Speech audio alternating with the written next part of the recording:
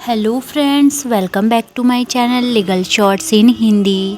आज हम देखेंगे कि किसी भी हथियार का लाइसेंस लेने का प्रोसीजर क्या होता है। अगर कोई व्यक्ति अवैध रूप से यानी कि बिना लाइसेंस के हथियार रखता है तो उनको कितनी सज़ा हो सकती है।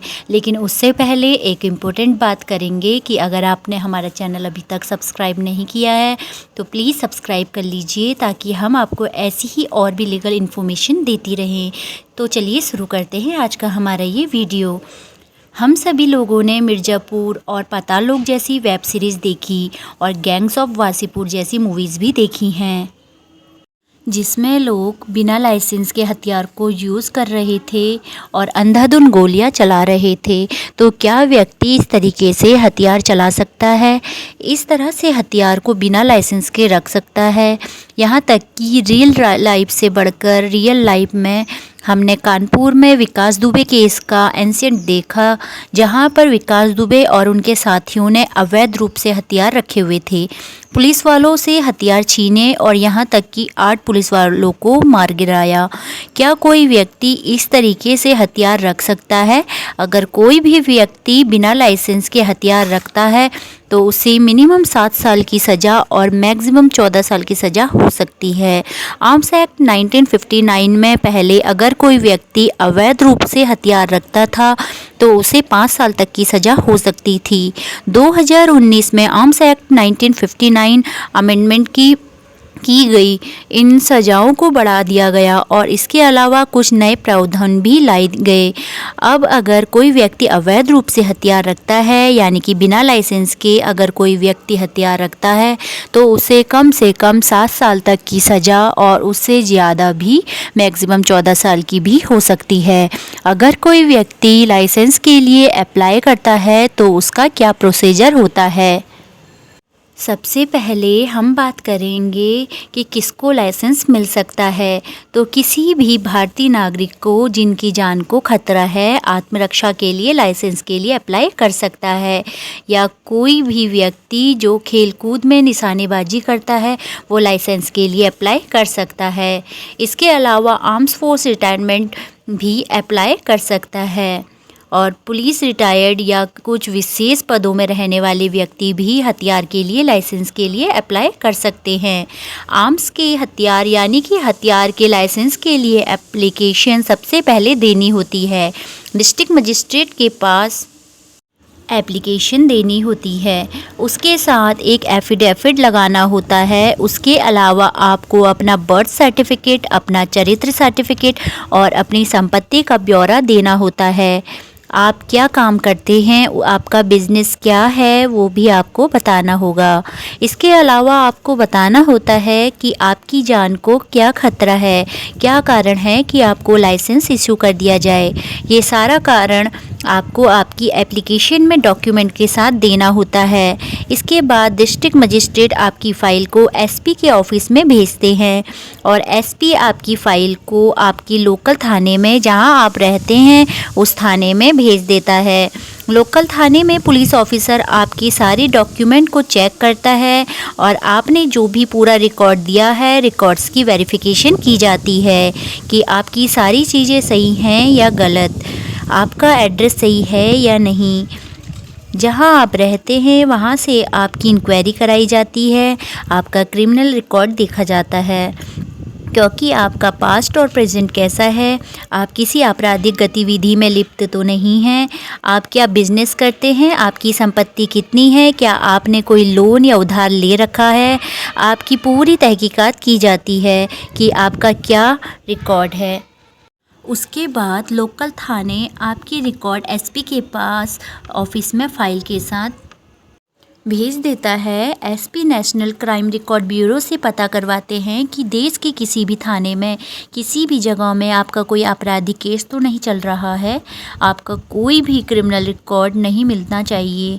उसके बाद एसपी भी अपनी रिपोर्ट लगाते हैं, फ़ाइल को डीएम के पास वापस भेज दिया जाता है।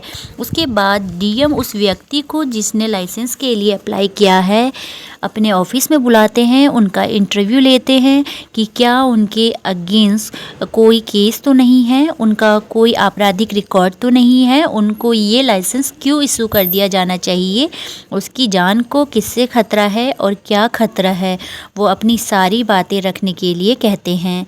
इस तरह उस व्यक्ति का पूरा इंटरव्यू लिया जाता है। डीएम के पास पावर होती है, उनकी ये सारी डिस्क्रिप्शन होती है कि उनको ऐसा लगता है कि इस व्यक्ति को लाइसेंस इशू कर दिया जाना चाहिए तो वो उस व्यक्ति को लाइसेंस इशू कर देते हैं। अदरवाइज़ वेरिफिकेशन रिपोर्ट क्लीन के बाद ही, यानी अच्छी रिपोर्ट आने के बाद ही अगर डीएम चाहते हैं तो उनको लाइसेंस देने से मना भी कर सकते हैं। भारतीय नागरिक तो लाइसेंस के लिए अप्लाई कर ही सकते हैं। इसके अलावा अगर कोई विदेशी नागरिक भी इंडिया में रहता है तो उसको भी, अगर उसके पास वैलिड रीज़न है, तो 6 महीने तक के लिए लाइसेंस इशू किया जा सकता है। लाइसेंस की जो अवधि होती है वो पहले 3 साल के लिए इशू होता था, अब लाइसेंस 5 साल के लिए इशू होता है। लेकिन अगर प्रशासनिक अधिकारी यानी कि डीएम या कोई और प्रशासनिक अधिकारी चाहता है तो इस लाइसेंस को पहले भी निरस्त किया जा सकता है। लाइसेंस मिलने के बाद कोई भी व्यक्ति सिर्फ उसी डीलर से हथियार खरीद सकता है जिसके पास लाइसेंस होता है, यानी कि लाइसेंस वाले डीलर से ही आप हथियार खरीद सकते हैं। डीलर अपने पास पूरी रिकॉर्ड रखते हैं कि उन्होंने कौन से व्यक्ति को कौन सा हथियार बेचा है, कौन सा हथियार दिया है, उसका पूरा रिकॉर्ड उनके पास होता है। उसके बाद उस व्यक्ति को लाइसेंस डीलर से ख़रीदने के बाद पुलिस स्टेशन में जाकर भी अपने हथियार का रजिस्ट्रेशन करवाना होता है। उनको पूरी इन्फॉर्मेशन देनी होती है और जब भी प्रशासन कहता है उनको अपना हथियार पुलिस स्टेशन में जाकर उन ऑफिसरों को दिखाना पड़ सकता है, और जब प्रशासन कहेगा तो उनको अपना हथियार पुलिस स्टेशन में जमा करवाने के लिए भी कह सकते हैं और उनको भी अपना हथियार जमा करवाना होगा। अधिकतर इलेक्शन के समय ऐसा होता है कि पुलिस या प्रशासन ऑर्डर इशू कर सकता है कि जिसके पास भी ज़िले में कोई भी हथियार है उसे पुलिस प्रशासन जमा करवाने के लिए कह सकता है और उनको यह हथियार वहां जमा करवाना होता है। इसके अलावा अगर किसी व्यक्ति का लाइसेंस ख़त्म हो जाता है तो उसको लाइसेंस को रिन्यू करवाने का भी सेम प्रोसीजर होता है। आपको फिर से डीएम के पास एप्लीकेशन देनी होती है, पूरी फिर से वेरिफिकेशन होती है। कोई भी व्यक्ति मैक्सिमम 2 हथियार रख सकता है, 2 से ज़्यादा हथियार नहीं रख सकता। पहले ये सीमा 3 थी, पहले 3 हथियार रखे जा सकते थे, लेकिन अब कोई भी व्यक्ति 2 से ज़्यादा हथियार नहीं रख सकता। कोई भी व्यक्ति अपना जो हथियार है उसको पब्लिक में शो नहीं कर सकता, दिखावे के लिए उसको यूज़ नहीं कर सकता, सिर्फ इसका उपयोग सेल्फ डिफेंस के लिए कर सकते हैं। जिस व्यक्ति के नाम पर लाइसेंस होता है वही व्यक्ति उस हथियार को चला सकता है। इसके अलावा कोई भी व्यक्ति अगर सेलिब्रेशन में या किसी पब्लिक गैदरिंग में हथियार चलाते हुए मिलता है तो उसके ऊपर 1 लाख रुपए तक का फाइन और 2 साल तक की सज़ा हो सकती है। कोई भी व्यक्ति अपना हथियार किसी और को यूज़ करने के लिए नहीं दे सकता, सिर्फ वही व्यक्ति हथियार ले करके चला सकता है जिसके पास लाइसेंस हो। सिर्फ वही व्यक्ति हथियार लेकर चल सकता है जिसके पास लाइसेंस हो। डीएम यानी जिला अधिकारी डिस्ट्रिक्ट के लिए यानी ज़िले के लिए लाइसेंस इशू कर सकता है।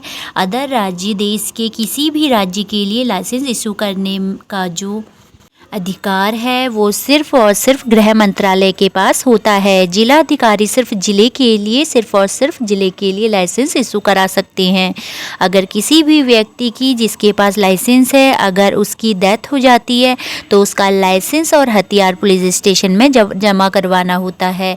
सेंट्रल गवर्नमेंट ने जो गोलियों की सीमा निश्चित की है वो 200 हैं। कोई भी व्यक्ति 200 से ज़्यादा गोलियां नहीं खरीद सकता है और एक बार में 100 गोलियां खरीद सकता है। हालांकि ये जो सीमा है हर स्टेट में अलग अलग हो सकती है और गन का लाइसेंस लेने का प्रोसेसर है वो भी हर स्टेट में अलग अलग हो सकता है, क्योंकि जो सुरक्षा है वो राज्य का अधिकार है। राज्य के पास ये अधिकार है कि वो लाइसेंस से जुड़े हुए कोई भी नियम कानून बना सकता है, इसलिए जगह जगह पर अलग अलग नियम कायदे होते हैं।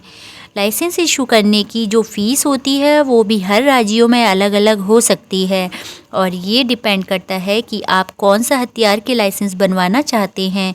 ये उसके ऊपर भी डिपेंड करता है। कोई भी व्यक्ति अपने हथियार का गलत उपयोग नहीं कर सकता किसी को भी डराने धमकाने के लिए या मारने के लिए या किसी और तरीके से अपने हथियार का गलत अवैध रूप से उपयोग नहीं कर सकता है। हथियार का उपयोग सिर्फ़ और सिर्फ सेल्फ़ डिफेंस में यानी कि आत्मरक्षा के लिए किया जा सकता है। आपको ये वीडियो कैसा लगा और आप किस टॉपिक पे वीडियो चाहते हैं प्लीज़ कमेंट सेक्शन में ज़रूर बताएं और हमारे चैनल को सब्सक्राइब ज़रूर करें। धन्यवाद।